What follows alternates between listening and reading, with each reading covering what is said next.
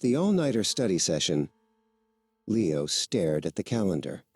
The final exam was next Friday.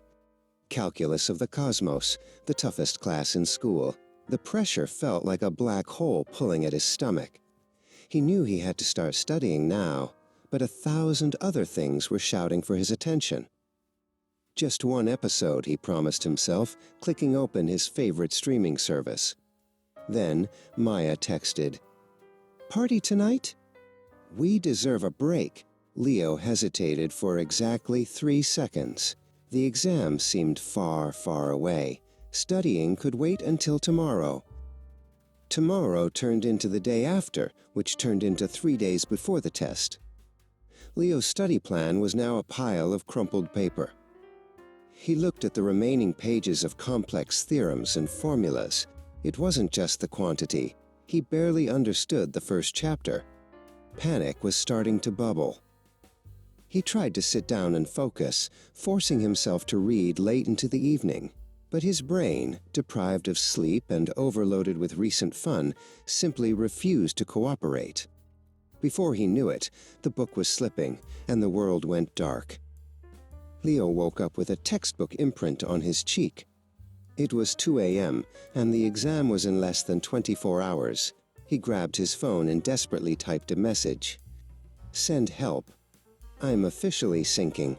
Moments later, a reply flashed back. "On my way. Bring the energy drinks." Maya arrived, armed with highlighters, index cards, and enough sugar to power a small city.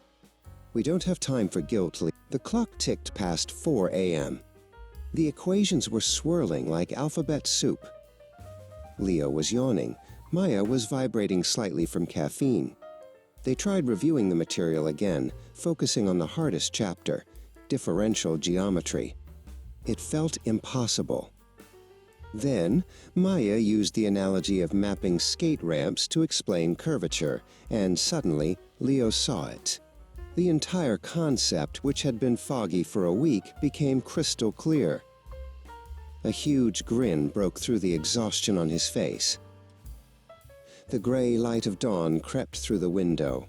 Leo and Maya had finished the review, marking the final section with a victorious, albeit shaky, checkmark. They collapsed onto separate beanbag chairs, completely drained but triumphant.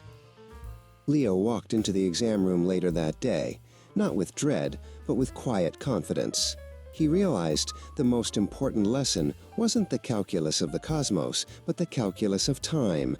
Planning ahead beats panicking, and having a good friend is the greatest force multiplier of all.